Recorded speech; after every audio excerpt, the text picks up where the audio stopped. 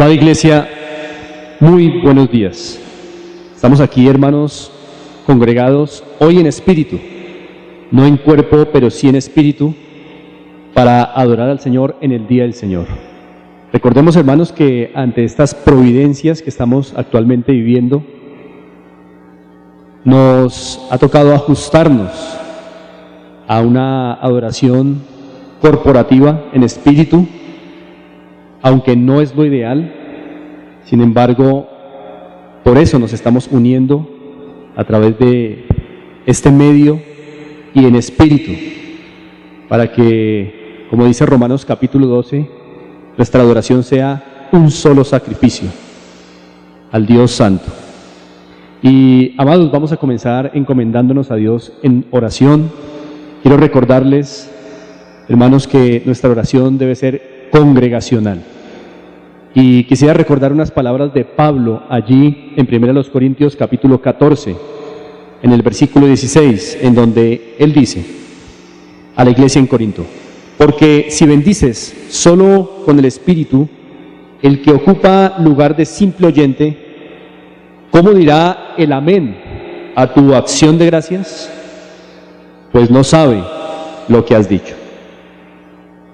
Hablando de la oración aquí, Pablo nos informa, inspirado por el Espíritu Santo, de algo muy importante.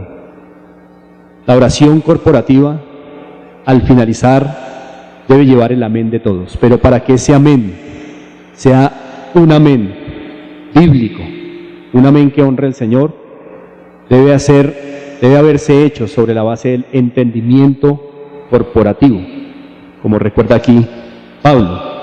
Porque, vuelvo y reitero, ¿cómo dirá el amén a tu acción de gracias? Pues no sabe lo que has dicho.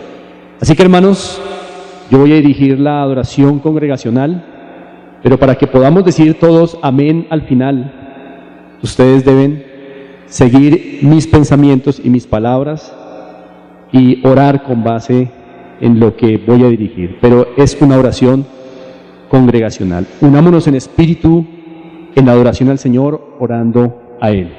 Oremos. Padre, te damos gracias en esta mañana, porque tú eres bueno, eres soberano. Y, Señor, ante esta providencia en la que nos encontramos, por esta pandemia que aterra al mundo entero, que también toca nuestro país, nuestra ciudad, aún así, Señor, tus principios, tus leyes, tus mandatos no pueden ser cambiados, y por eso nos presentamos ante ti en adoración corporativa, en espíritu, en este momento, por esta providencia que tú nos concedes. Dios, gracias por todo, aún por la crisis que estamos empezando a experimentar aquí en nuestra ciudad, en nuestra nación. Y, Señor, te honramos porque tú eres el soberano. Por lo tanto, tienes todo bajo tu absoluto control. También, Señor, todo lo sabes, porque todo lo has preordenado desde antes de la fundación del mundo. Y sabemos, Dios, que esta contingencia, para nosotros, un hecho contingente, para ti, no obstante, es un hecho decretado. Pero, Señor, te adoramos no solo por ser soberano, sino también te adoramos porque eres nuestro Padre y tienes cuidado de nosotros de manera muy especial. De tal forma, Señor, que ni la vida, ni la muerte, ni ángeles, ni potestades, ni lo porvenir, ni lo presente, nada ni nadie nos podrá separar de tu amor que es en Cristo Jesús. Y confiados en esto, Señor, como iglesia, oramos a ti en esta mañana, adorándote y reconociéndote como el Dios de esta iglesia. Señor, queremos en esta mañana encomendarnos a ti para que nos des un corazón que arda de celo por tu gloria. Señor, danos pensamientos concentrados en ti en este momento, porque aunque estamos hoy congregados, Señor, en espíritu, creemos que Cristo en medio de nosotros hace posible que te adoremos y se nos manifiesta de manera especial en este tu día.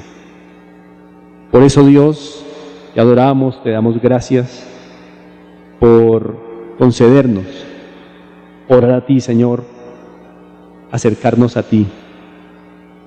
Y, amado Padre, queremos encomendar a las naciones en esta mañana a ti. Frente a esta pandemia que aterra a todo el mundo, queremos suplicarte clemencia, queremos suplicarte, Señor, que nos ayudes, especialmente en nuestra nación, a tomar las medidas necesarias, pero sobre todo, ayúdanos a tu pueblo a vivir quieto y reposadamente, en toda piedad, confiando en ti en todo momento, Señor. De ninguna manera, Señor, permitas que nosotros, tu pueblo, y menos aquí como iglesia en Fontibón, cedamos, Señor, al terror y al pánico, pues tú eres nuestro soberano Dios. Nuestras manos absolutamente están, nuestras vidas están, Señor, absolutamente en tus manos. Y tú tienes, Señor, el absoluto control de la vida de tu pueblo, de la vida de tu iglesia.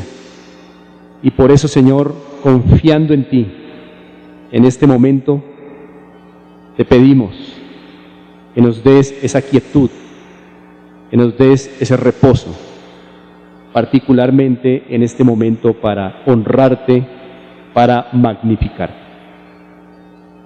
Señor, también queremos encomendar a ti, a nuestro gobierno nacional y a nuestro gobierno local, suplicándote, Dios de los cielos, Dios de la tierra, Dios del mar, Dios de todo, que des sabiduría a todos los que están al frente, tomando decisiones para frenar la extensión de esta pandemia.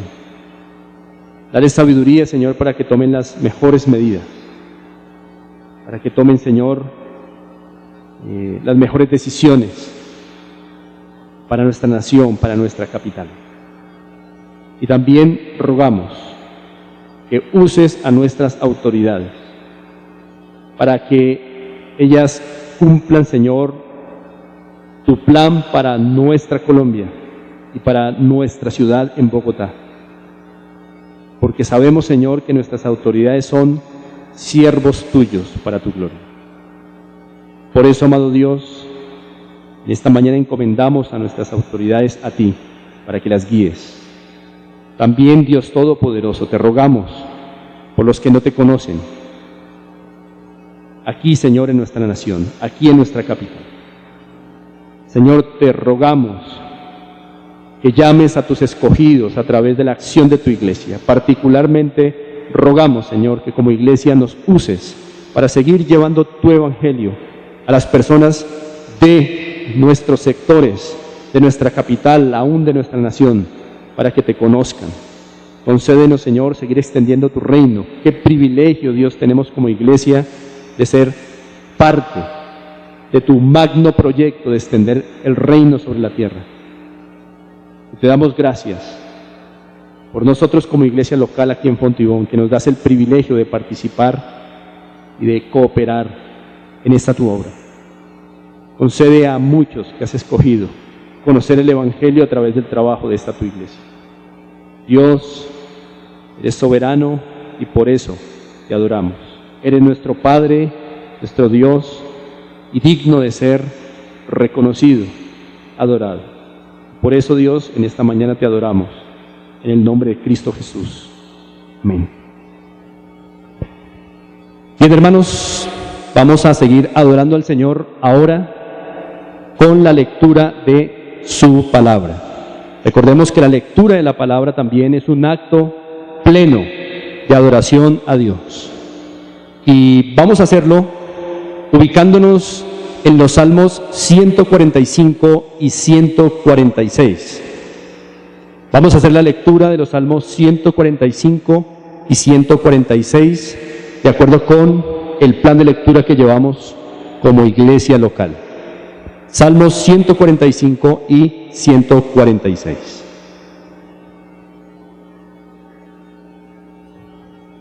Pido que si es posible hermanos, allí cada uno en sus casas, abran sus Biblias con temor, como dice Isaías, y estén de pie. Estamos frente a la palabra del Señor. Salmo 145 se titula así: Alabanza por la bondad y el poder de Dios. Leamos todos juntos. Te exaltaré, mi Dios, mi Rey, y bendeciré tu nombre eternamente y para siempre. Cada día te bendeciré y alabaré tu nombre eternamente y para siempre. Grande es Jehová y digno de suprema alabanza, y su grandeza es inescrutable. Generación a generación celebrará tus obras y anunciará tus poderosos hechos. En la hermosura de la gloria de tu magnificencia y en tus hechos maravillosos meditaré. Del poder de tus hechos estupendos hablarán los hombres, y yo publicaré tu grandeza. Proclamarán la memoria de tu inmensa bondad y cantarán tu justicia. Clemente y misericordioso es Jehová, lento para la ira y grande en misericordia. Bueno es Jehová para con todos, y sus misericordias sobre todas sus obras. Te alaben, oh Jehová, todas tus obras, y tus santos te bendigan. La gloria de tu reino digan, y hablen de tu poder, para hacer saber a los hijos de los hombres sus poderosos hechos, y la gloria de la magnificencia de su reino. Tu reino es reino de todos los siglos, y tu señorío en todas las generaciones. Sostiene Jehová a todos los que caen, y levanta a todos los oprimidos. Los ojos de todos esperan en ti, y tú les das su comida a su tiempo.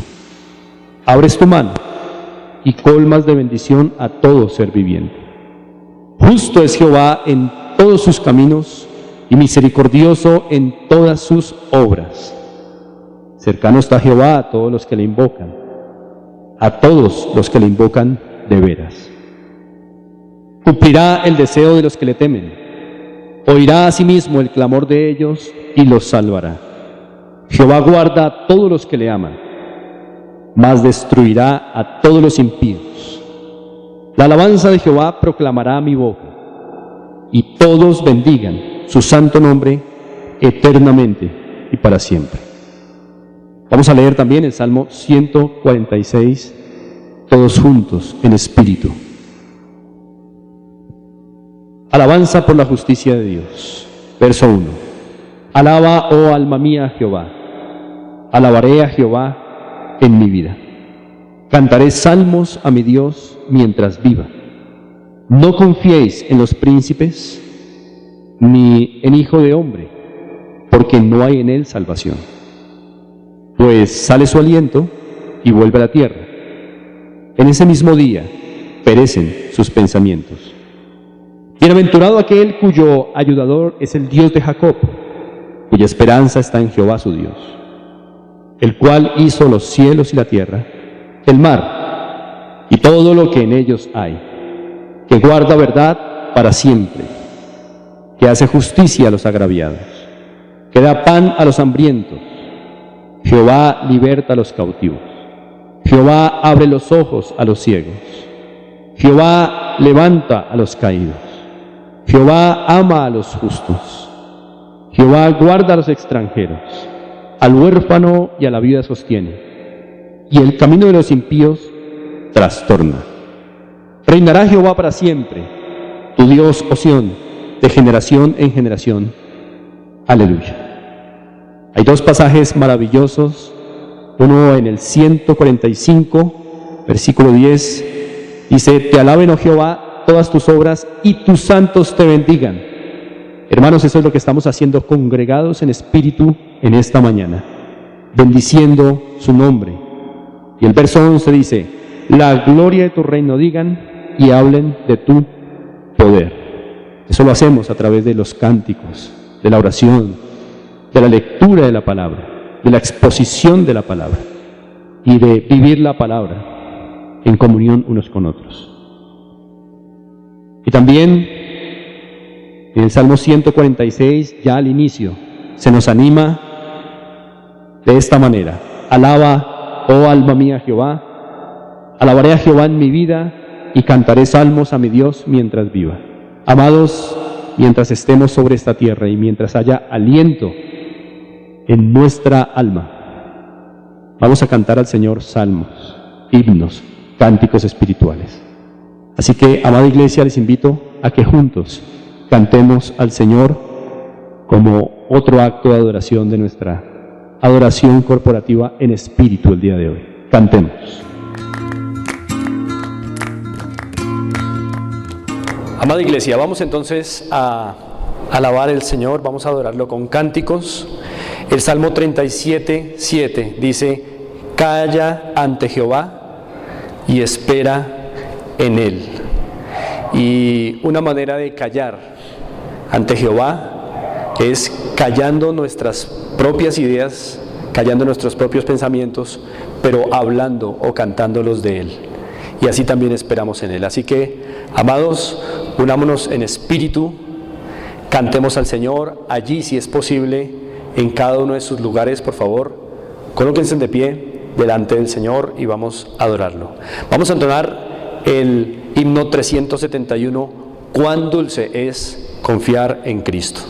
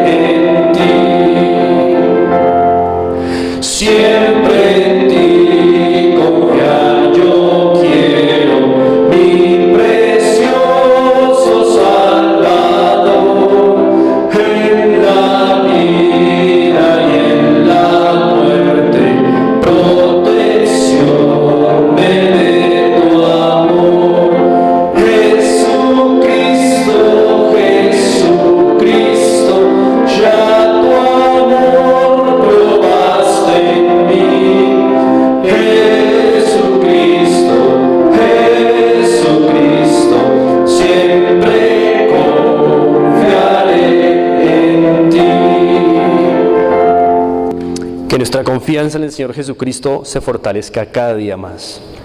También vamos a entonar el himno 498, Yo te sirvo. 498. Pueden buscarlo allí en sus himnarios, físicos o digitales, si los tienen, aunque es un cántico muy conocido, y vamos a entonarlo. Himno 498, Yo te sirvo.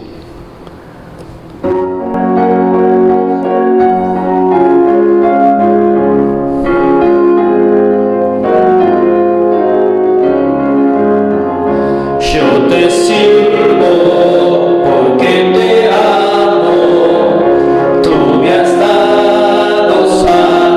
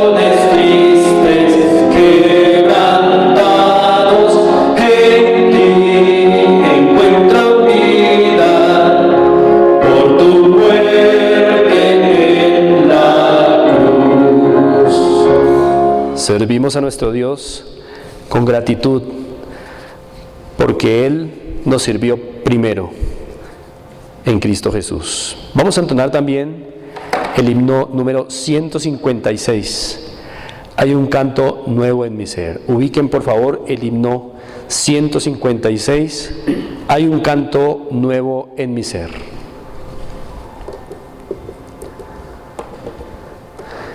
Himno 156. Hay un canto nuevo en mi ser. Entonémoslo.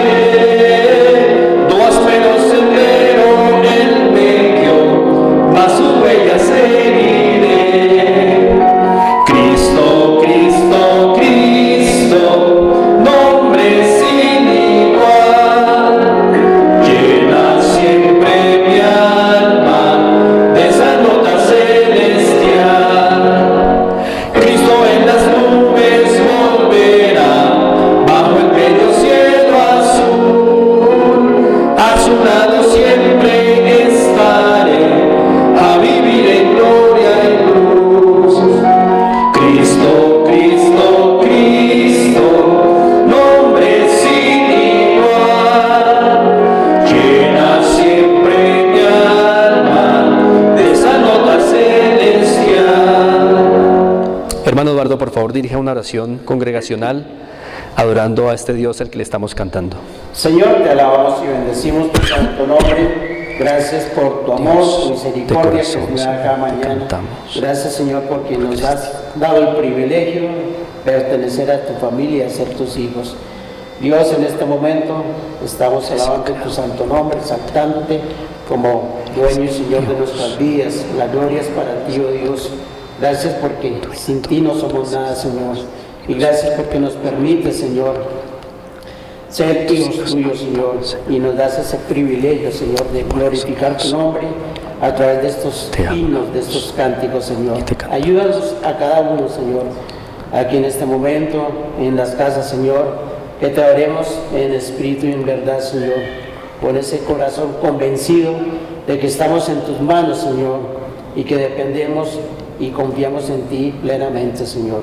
Ayúdanos a tener esa convicción en estos momentos tan difíciles, Señor, pero nos gozamos y nos regocijamos en ti, Señor. Así como dice tu palabra, regocijaos, siempre regocijaos. Alabados seas por los siglos de los siglos. Amén.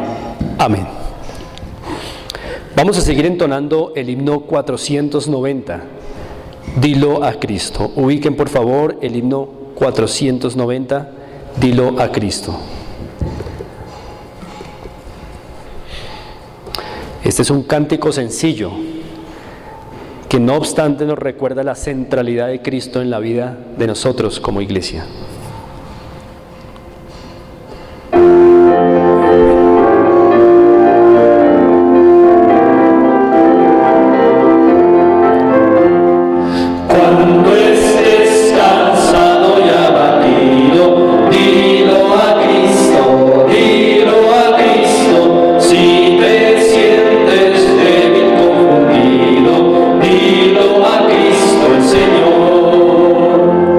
Dilo a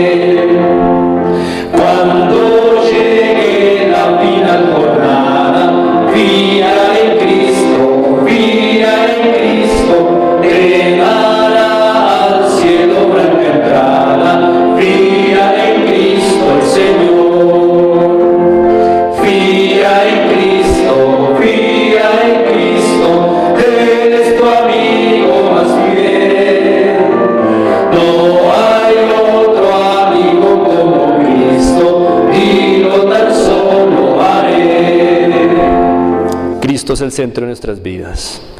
Vamos también a entonar el himno 298. Ubiquen por favor el himno 298, ¿qué me puede dar perdón? Y con este cántico hacemos memoria de su cruento sacrificio, el cruento sacrificio de nuestro Señor Jesucristo, para que seamos hoy de su propiedad, para siempre.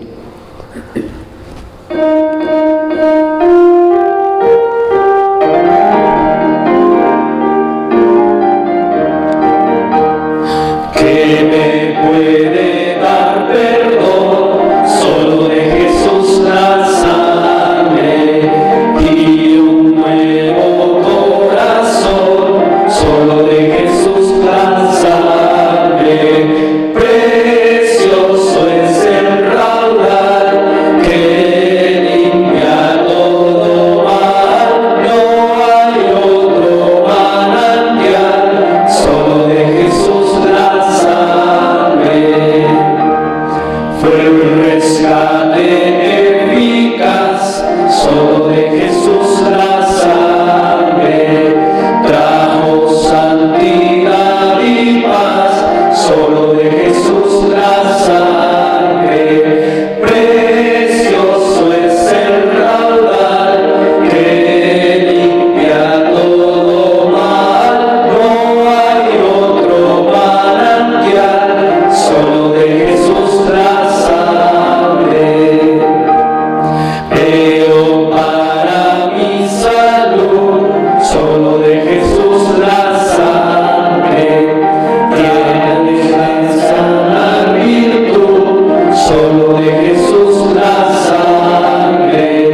Precioso es el raudal que limpia todo mal. No hay otro manantial, solo de Jesús la sangre. Cantaré junto a sus pies, solo de Jesús la sangre. El Cordero digno es, solo de Jesús la sangre. Precioso es el raudal que limpia todo mal.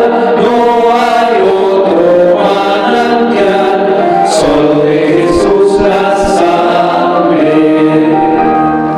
Diego, por favor, eleve una oración al Señor, congregacional, en gratitud a este Cristo que se entregó por nosotros.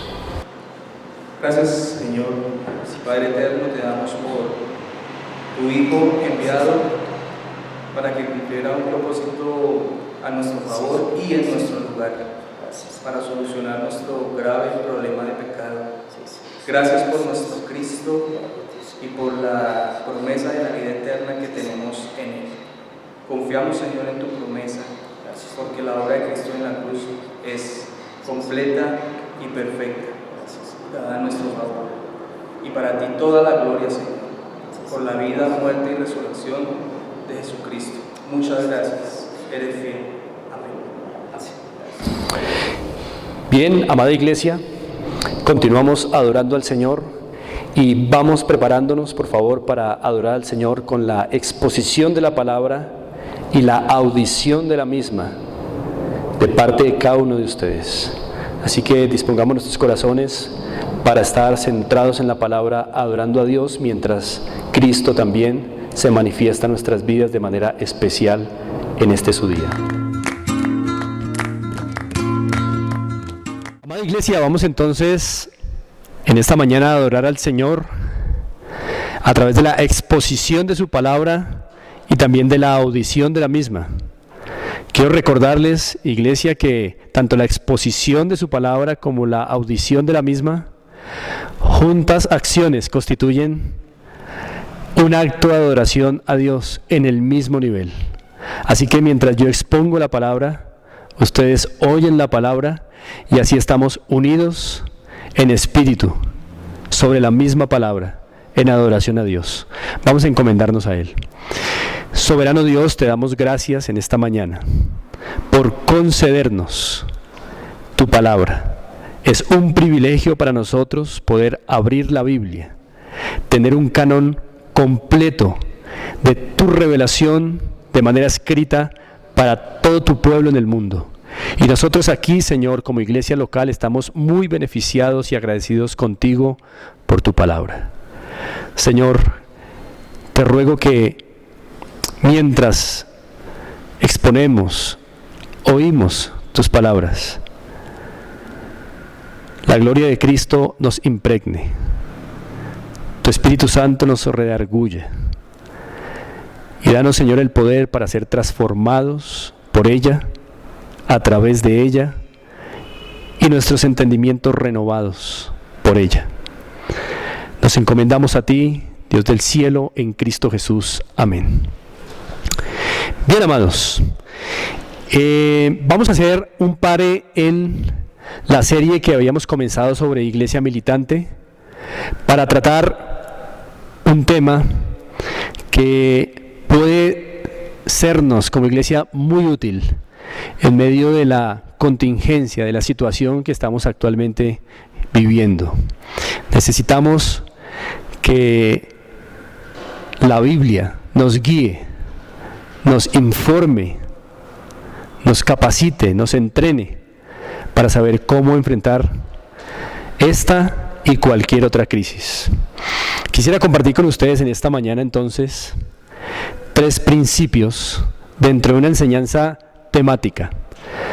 Vamos también a hacer un pare en la enseñanza expositiva para hoy hacer una enseñanza temática, así que tenemos que ir a varios pasajes. No es lo ideal, no es lo que en esta iglesia deseamos ni a lo que apuntamos, pues queremos cada vez más implementar la enseñanza expositiva, pero por hoy precisamos hacer una enseñanza temática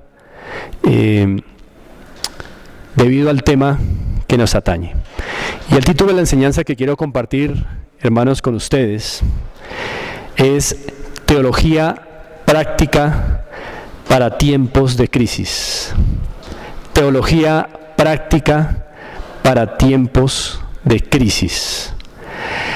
Y amados, con esta enseñanza, como lo había mencionado antes, quiero que ustedes y yo podamos tener en cuenta 3 grandes principios. Seguramente no son los únicos, pero son 3 principios elementales, 3 principios de urgencia que nos pueden ayudar mucho en este tiempo que estamos afrontando en nuestra capital y que toca, por supuesto, también a la iglesia del Señor.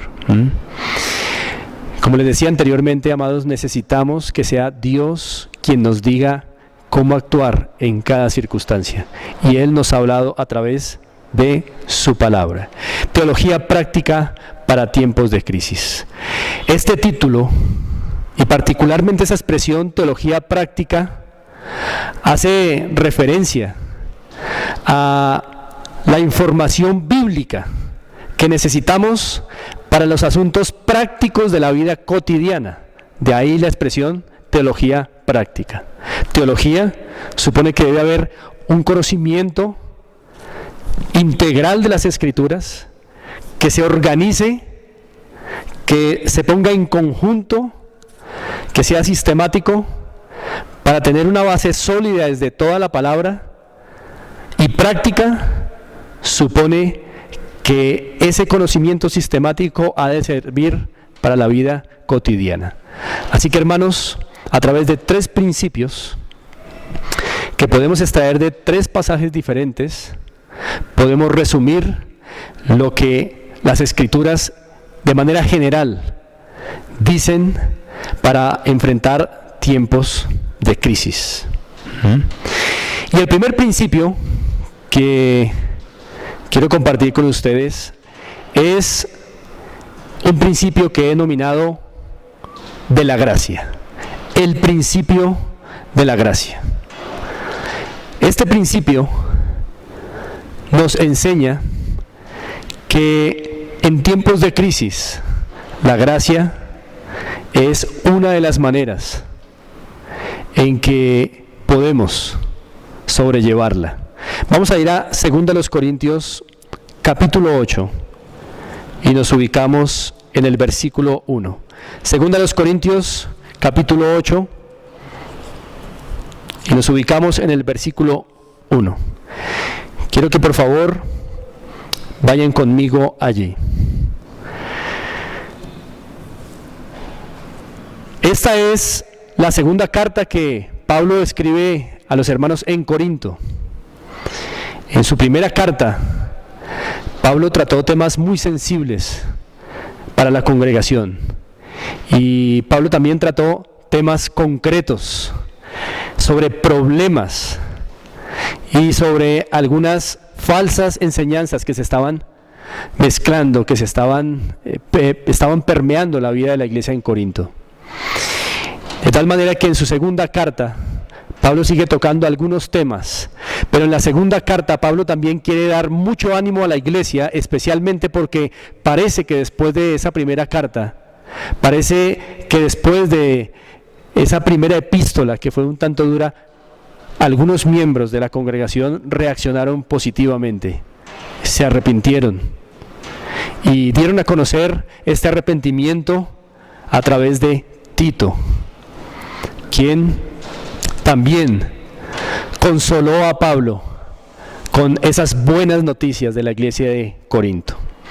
Y ya en su segunda carta, Pablo toca uno de los temas sensibles y es precisamente el asunto de ofrendar. Vamos a mirar allí entonces en 2 Corintios capítulo 8 cómo lo trata Pablo inspirado por el Espíritu Santo. El versículo 1 dice de la siguiente manera: Asimismo, hermanos, os hacemos saber la gracia de Dios que se ha dado a las iglesias de Macedonia, que en grande prueba de tribulación, la abundancia de su gozo y su profunda pobreza abundaron en riquezas de su generosidad. Verso 3: Pues doy testimonio de que con agrado han dado conforme a sus fuerzas y aún más allá de sus fuerzas, pidiéndonos con muchos ruegos que les concediésemos el privilegio de participar en este servicio para los santos. Así que en su segunda epístola, Pablo se comunica con la iglesia en Corinto, particularmente con esos hermanos que entre la primera y la segunda epístola atendieron al urgente llamado que Pablo había hecho en la primera carta. Y pone como ejemplo para estos hermanos de Corinto a los hermanos de Macedonia, las iglesias de Macedonia. ¿Y por qué Pablo ve la necesidad de poner a las iglesias de Macedonia como ejemplo para los creyentes en Corinto? Porque precisamente en esta segunda carta, Pablo va a animar a la iglesia de Corinto, como también ya lo había hecho en su primera epístola, a que siguieran animados en reunir ofrendas para las necesidades de los santos, para que Pablo también pudiera, en medio de la extensión del reino de Dios y de su obra, llevar estos donativos a donde se necesitaran. En la primera epístola, Pablo expone la situación de las iglesias en Judea y de la necesidad que tienen. Así que en la segunda carta, Pablo quiere animar a la iglesia de Corinto a que tengan empeño y lleven a feliz término el plan de reunir ofrendas. Y así es como Pablo usa a las iglesias de Macedonia como ejemplo para que los hermanos en Corinto se animen a ser diligentes. Pero hay algo en el versículo 1 que se menciona allí en el capítulo 8 de 2 Corintios, y es la gracia de Dios. Ustedes pueden ver allí en el versículo 1 como Pablo dice: asimismo, hermanos, os hacemos saber la gracia de Dios que se ha dado a las iglesias de Macedonia. ¿Y por qué Pablo pone la causa del ánimo de las iglesias de Macedonia en reunir ofrendas para los más necesitados? Porque todas estas acciones, hermanos, que reflejan el carácter de Cristo son producidas por la gracia de Dios.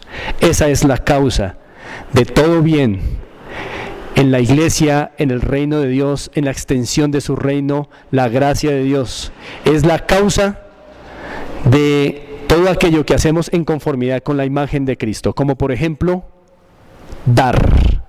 El dar es una consecuencia de la gracia de Dios. De la misma manera como Dios nos dio a su Hijo por su gracia, el dar de parte de su iglesia también es por la gracia de Dios. Ahora, es de esta expresión que obtenemos en esta mañana el principio de la gracia. Porque en el versículo 2 se dice que esas iglesias de Macedonia estaban en grande prueba de tribulación, aunque también abundaban en gozo. Y también estaban experimentando profunda pobreza. Sin embargo, esta profunda pobreza y la tribulación que las iglesias de Macedonia estaban atravesando no quitaron su generosidad. Y una generosidad que en el versículo 2 se califica como riquezas de su generosidad. Así que no fue una generosidad cualquiera, fue una generosidad rica, bien enriquecida, abundante, como se menciona en el versículo 2. Ahora, hermanos, para entender este principio de la gracia, de acuerdo con estos versos que hemos leído, tenemos que mirar dos situaciones. Por un lado, la gracia de Dios. Por otro lado, las circunstancias de los hermanos en las iglesias de Macedonia. Ellos estaban en profunda pobreza, estaban atravesando por tribulaciones. Pero por otro lado, estas circunstancias reales y temporales que estaban viviendo no impidieron que dieran generosamente para los hermanos en necesidad a través de Pablo. Y tampoco permearon su gozo. ¿Por cuál razón? Por este elemento importante, la gracia de Dios, el principio de la gracia. Así que si pudiéramos resumir el principio de la gracia en tiempos de crisis, lo podríamos resumir de la siguiente manera. El principio de la gracia afirma que la iglesia del Señor en tiempos de crisis no debería cesar en su generosidad hacia la obra, hacia los necesitados, por causa de el poder de Dios mostrado en su gracia. Lo que quiere decir, hermanos, que este principio nos anima como iglesia en este tiempo de crisis, como animó en su momento a las iglesias de Macedonia, a no dejar de dar la vida, dar económicamente, si es posible, compartir alimentos, compartir de nuestros bienes, porque en tiempos de crisis nacional, esta es una crisis regional la que vemos aquí en 2 Corintios 8, Macedonia era una región que comprendía varias ciudades. En tiempos de crisis regional para la iglesia, por causa de la gracia de Dios, no debería dejar de estar presta para ser generosa en todo aquello que Dios le ha dado. Y este principio es útil en la medida en que cuando estamos en crisis, aún los creyentes nos volvemos tacaños. Aún los creyentes tendemos a pensar solamente en lo de nosotros solamente y no en lo de los demás. Pero la gracia hace que ese egoísmo que podemos mostrar en tiempos de crisis se destruya. Y la gracia poderosamente nos mueve, nos impulsa a dar con gozo, con abundancia, aún en tiempos de crisis. Muy particularmente en la contingencia que estamos viviendo, hermanos, se refiere a que si hay personas en necesidad a nuestro alrededor, tal vez en nuestra propia familia, y particularmente nuestra familia en la fe, por la gracia de Dios, debemos dejar de pensar solamente en lo de nosotros mismos y podemos darnos a los demás y suplir necesidades, no solo de labios, sino también con cosas físicas y materiales, en la medida de lo que Dios nos ha dado. Me llama mucho la atención que allí mismo, en este capítulo, se pone también de ejemplo a Cristo Jesús. Miremos el versículo 9 del capítulo 8 de 2 de los Corintios. Dice así el versículo 9 de 2 de los Corintios 8: porque ya conocéis la gracia de nuestro Señor Jesucristo, que por amor a vosotros se hizo pobre, siendo rico, para que vosotros con su pobreza fueseis enriquecidos. Así que, amados, lo que estamos viendo aquí es que Pablo está animando a la iglesia de Corinto a dar, y pone ejemplos, uno el de las iglesias en Macedonia y otro el de Cristo, los cuales se dieron en medio de sus problemáticas, en medio de sus crisis, y se dieron generosamente, como dice allí el versículo 2 del capítulo 8 en el caso de la iglesia de Macedonia. Y por supuesto, Cristo se dio todo, no solo dio una parte, sino que se dio todo. Así que, amados, quiero que miremos el versículo 5 de 2 de los Corintios 8 para poder ver entonces este principio de la gracia en toda su hermosura. Hablando de las iglesias en Macedonia, Pablo dice: y no como lo esperábamos, sino que asimismo se dieron primeramente al Señor y luego a nosotros por la voluntad de Dios. Entonces, amados, las iglesias de Macedonia, puestas como ejemplo por Pablo para animar a los creyentes en Corinto, nos enseñan el principio de la gracia en tiempos de crisis, en tiempos de tribulación, en tiempos de pobreza, de escasez.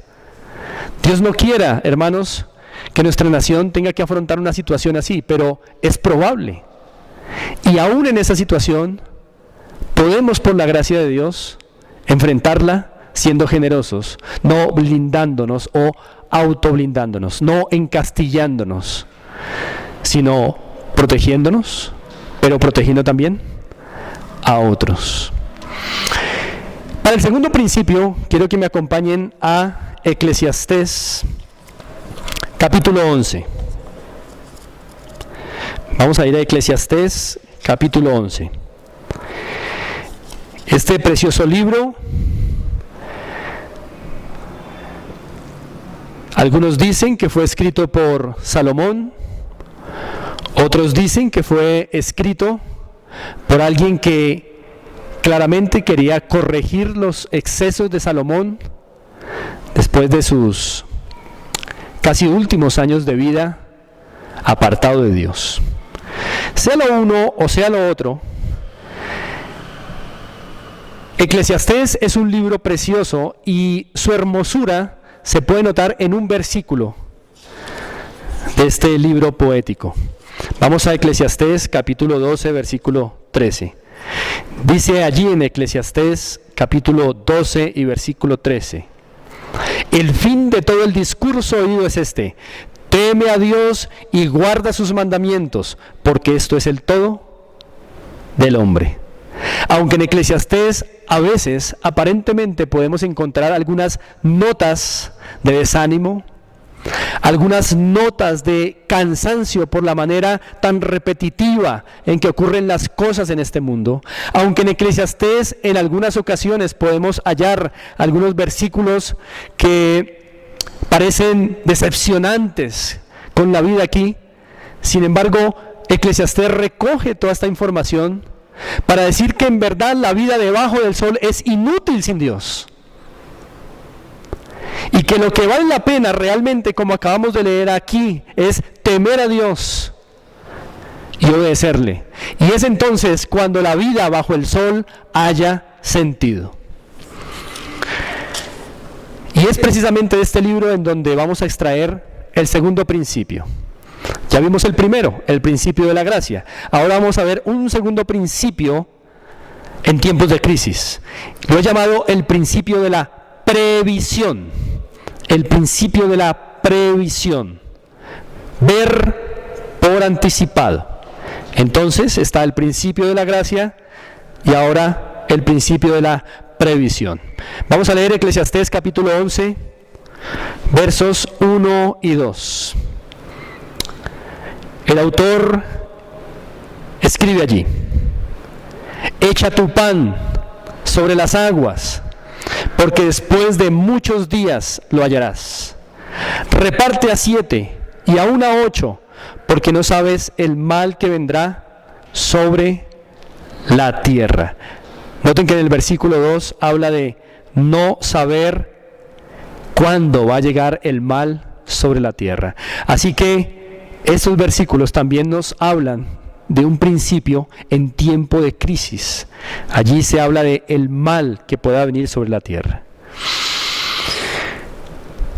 Este es un versículo, el verso 1, hablando del verso 1, es un versículo que se ha entendido de diversas maneras. Echa tu pan sobre las aguas no es una expresión muy clara siempre. Y debo decir que no puedo ser dogmático en la manera de explicar este pasaje debido a la diversidad de explicaciones que hay acerca de este versículo. Sin embargo, todo parece apuntar a que la expresión echa tu pan sobre las aguas da la idea de invertir. Si podemos tomar las aguas del versículo 1 con uno de los usos que la Biblia le da a las aguas, como las naciones, entonces el principio que está implícito en la expresión echa tu pan sobre las aguas es invertir. El pan es conocido entre los hebreos y entre los orientales como el elemento básico del sustento del hombre. Así que el pan representa lo esencial de la vida. Y si aguas representa a la muchedumbre, el principio es no jugar con lo que es esencial, sino invertirlo, canalizarlo en diferentes direcciones, es decir, invertir. De hecho, el versículo 2 creo que respalda esta interpretación, ya que habla de repartir. Dice el versículo 2, reparte a 7 y aún a 8. Así que la idea implícita en los versículos 1 y 2 es la de invertir, porque no se sabe cuándo ha de venir el mal sobre la tierra. Amados, este principio de previsión implica que no podemos comernos hoy el futuro. Y es lo que el autor de Eclesiastés está tratando de decirle aquí a su audiencia judía original. Las inversiones, según el versículo 1, después con el tiempo dan su ganancia. Dice allí la parte B del versículo 1, porque después de muchos días lo hallarás. Y uno de los factores de inversión más importantes, amados, es el ahorro. Y tristemente en nuestra sociedad colombiana no tenemos la cultura del ahorro. Ahora, aunque nosotros como iglesia somos colombianos, somos más que colombianos, hermanos. Somos de una nación escogida por Dios, una nación celestial. Vivimos en nuestra tierra, honramos el hecho de que Dios nos colocó en Colombia, pero Colombia y su cultura no determinan lo que hemos de ser. Nuestros principios, nuestros valores, nuestros mandatos son de origen divino. Ellos nos rigen. Nuestra cultura es una cultura celestial, porque pertenecemos a una nación escogida por Dios, una nación celestial. Y cuando el escritor de Eclesiastés llama a su audiencia a echar el pan sobre las aguas, les está diciendo precisamente esto: sean previsivos, algún día va a venir el mal sobre la tierra, ahorren. Ahorrar es un principio dentro de las inversiones que hacemos con lo que el Señor nos da hoy. Es un principio que podemos ver a lo largo y ancho de las Escrituras. Es claro, hermanos, que en la vida terrenal no siempre vamos a tener épocas en donde hay vacas gordas y gruesas, sino que también Dios permite que vengan tiempos de vacas flacas, enjutas, como se nos ha mostrado allí en Génesis, como se lo mostró el Señor a José en sueños. Y, amados, pensando en el principio de la previsión, creo que estas crisis, aún al pueblo de Dios, lo golpean, porque no estamos viviendo de acuerdo con los principios bíblicos en cuanto a la inversión de los recursos que Dios nos da hoy, sino que tenemos una visión como la del mundo, consumista. Hoy queremos gastarlo todo. Hoy queremos disfrutarlo todo. Hoy queremos comerlo todo. Hoy queremos vestirlo todo. Pero, hermanos, no estamos pensando en cuándo vendrá mal sobre la tierra.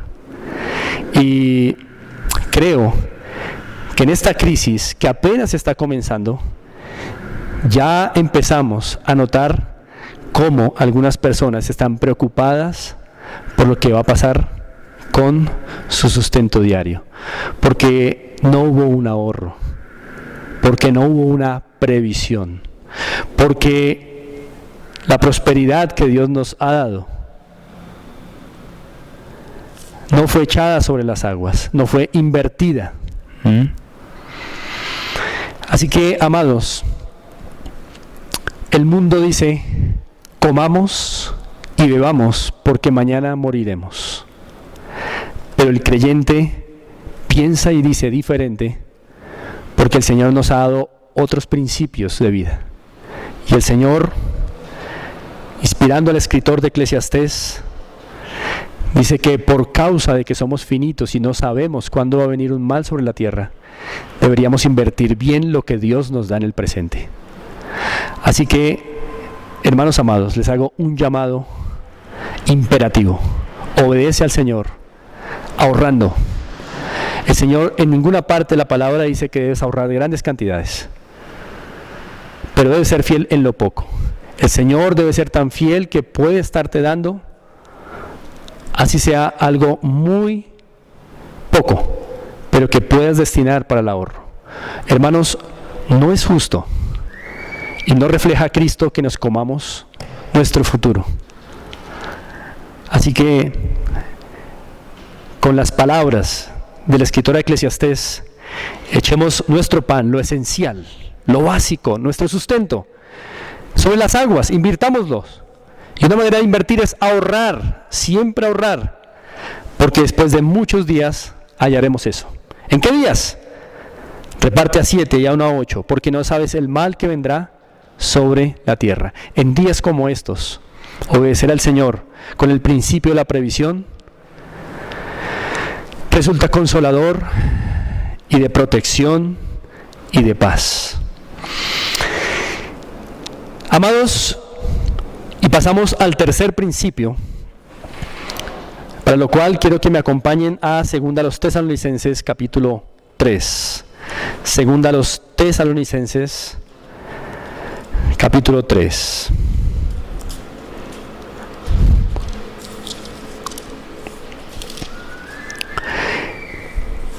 En este capítulo vamos a hallar nuestro tercer principio como parte de la teología práctica para tiempos de crisis. A este principio lo he denominado el principio de la diligencia. El principio de la diligencia. Segunda a los Tesalonicenses es la segunda epístola que Pablo le escribe a la iglesia en Tesalónica.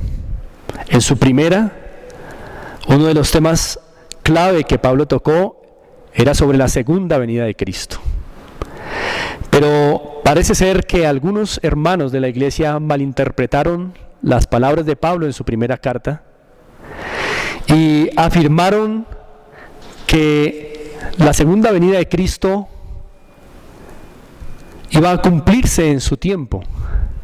Empezaron a abandonar sus responsabilidades, sus labores, sus trabajos, y esto conllevó a que estos ociosos dentro de la iglesia se empezaran a entrometer en lo ajeno. Y esto empezó a generar caos en la iglesia de Tesalónica. Por eso Pablo precisa escribir esta segunda epístola. Y quiero que nos ubiquemos allí en el capítulo 3, en el versículo 10. En donde Pablo dice: porque también cuando estábamos con vosotros os ordenábamos esto: si alguno no quiere trabajar, tampoco coma. Porque oímos que algunos de entre vosotros andan desordenadamente, no trabajando en nada, sino entremetiéndose en lo ajeno. A los tales mandamos y exhortamos por nuestro Señor Jesucristo, que trabajando sosegadamente coman su propio pan. Así que vemos aquí a Pablo haciendo un llamado enérgico, una exhortación viva a aquellos hermanos que por malinterpretar el mensaje de la segunda venida, de la cual Dios había hablado a través de Pablo en su primera epístola a los tesalonicenses, habían dejado sus trabajos y estaban causando caos en la iglesia. En este llamado enérgico de Pablo, estos hermanos son exhortados a trabajar sosegadamente para que coman su propio pan, a dejar de ser desordenados. Es interesante que la palabra en el versículo 11, desordenadamente, se use para hablar de personas que no están trabajando en nada. Lo que quiere decir que la palabra desorden está asociada con la improductividad. Esta idea en el pensamiento hebreo es muy importante. Por ejemplo, lo podemos ver ya en el primer capítulo de Génesis, en donde se dice que la tierra estaba desordenada y vacía.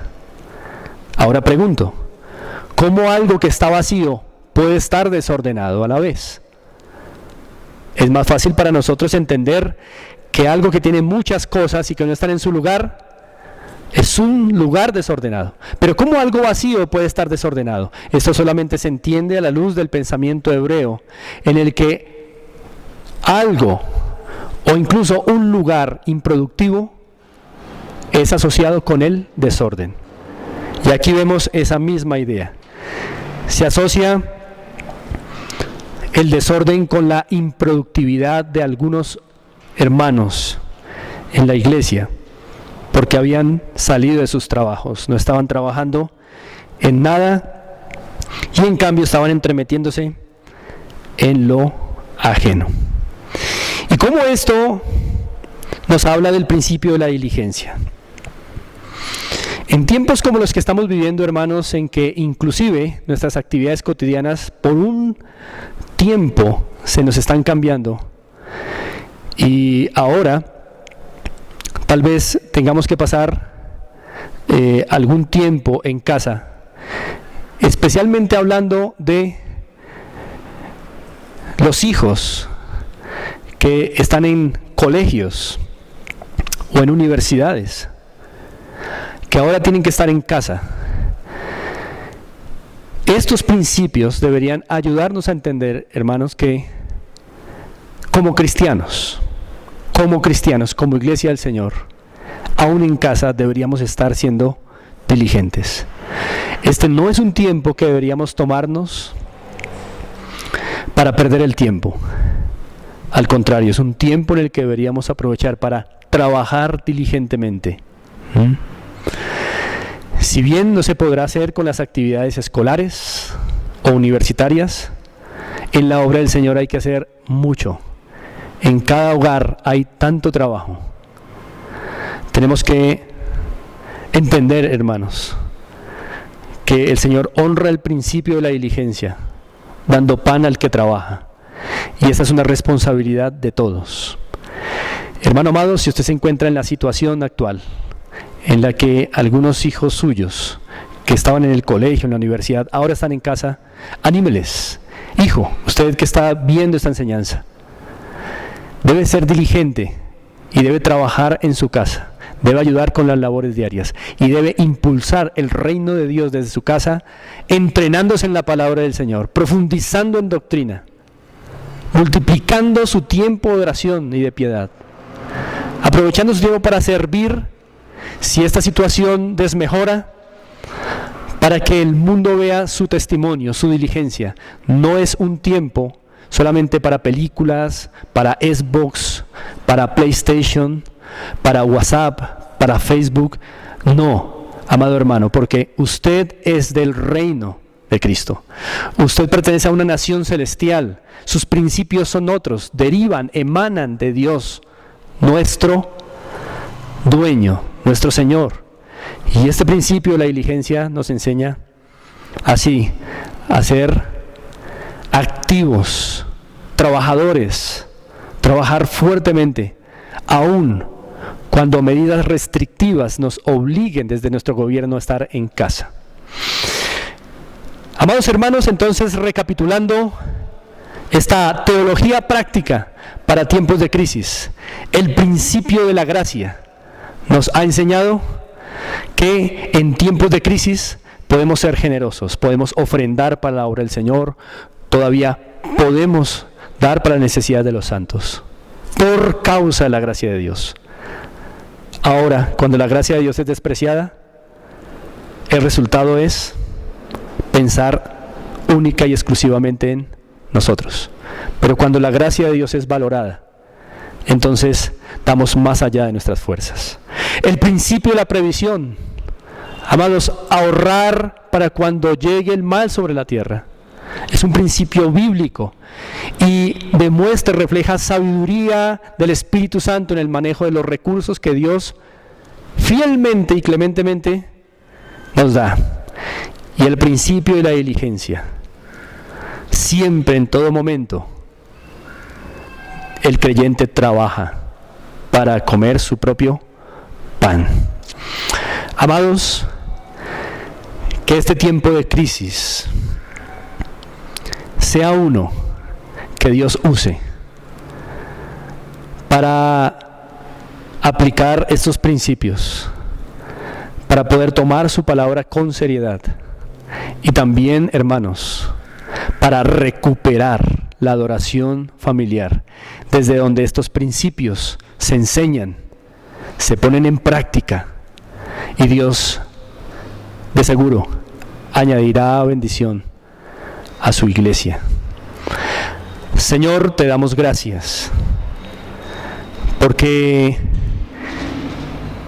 por tu palabra emanan estos principios que nos ayudan a construir una teología, un concepto de ti, Señor, para enfrentar nuestras crisis en lo cotidiano, en lo práctico. Señor, te rogamos que nos ayudes a administrar adecuadamente nuestro tiempo y nuestras finanzas. Nuestro tiempo con el principio de la diligencia y nuestras finanzas con el principio de la gracia y de la previsión. Para que tú, Señor, seas honrado en todo lo que nos das, Dios bueno. Nos encomendamos a ti como iglesia local aquí en Fontibón, en el nombre de Cristo Jesús. Amén. Amada iglesia, vamos a seguir adorando al Señor y ahora lo vamos a hacer con nuestras ofrendas. Recordemos el principio de la gracia. Los tiempos de crisis, de tribulación, no son una causa para dejar de dar, al contrario, son tiempos para aprovechar al máximo la gracia de Dios. Entonces, animo a cada cabeza de hogar, o en su defecto, a cada mujer que esté al frente de su casa en este momento, a que con seriedad delante del Señor y sin tomar su nombre en vano, nos desprendamos de la ofrenda que hemos propuesto en nuestro corazón, preferiblemente en un sobre, para que no se nos confunda con lo demás. Y así entonces, hermanos, pasemos al tiempo de ofrendar lo que cada uno dispone en su corazón.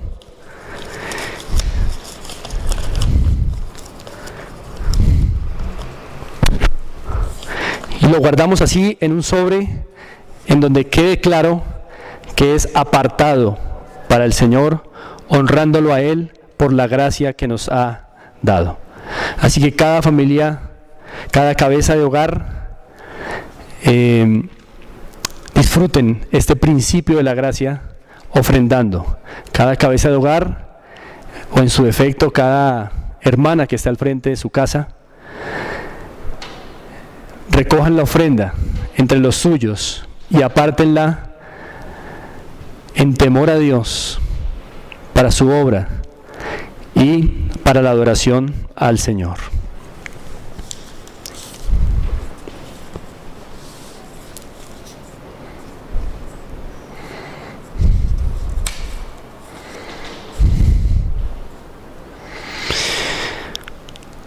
Por último, querida iglesia, quiero recordar unos anuncios breves.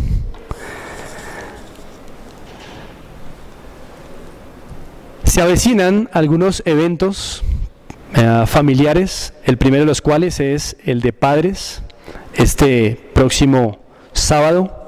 Sin embargo, hermanos, debido a todas las situaciones que estamos viviendo actualmente, estamos pendientes, hermanos, de informarles en el transcurso de la semana cómo lo vamos a manejar. Sin embargo, por un comunicado que ya hemos enviado a ustedes, el comunicado número 2, ustedes saben, hermanos, que esta semana están cancelados todos los grupos por las razones que allí se exponen. Así que este martes no hay oración, esta semana no hay grupos de estudio de doctrina, esta semana no hay grupos familiares. Y en el transcurso de la semana les iremos informando todo lo que respecta a la conferencia de padres este sábado y también la dinámica que vamos a adoptar para el servicio del próximo domingo. Amados hermanos, mucho ánimo en el Señor y recuerden que este es el día del Señor. Es un día para reposar para su gloria. Gracias, amados. Bien, amada iglesia, y para despedir este tiempo de culto de adoración corporativa en espíritu, vamos a entonar el salmo que estuvimos leyendo esta mañana como iglesia, el Salmo 145. Cantémoslo a la voz de 3. 1, 2, 3.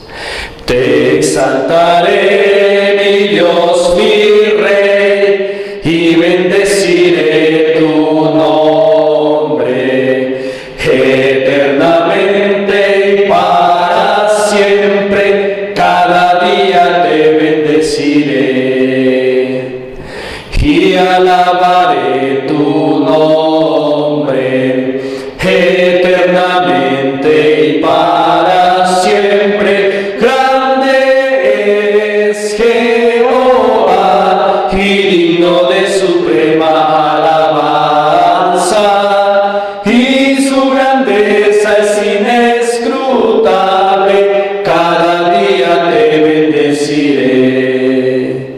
Generación a generación celebrará tus obras y anunciará tus poderosos hechos.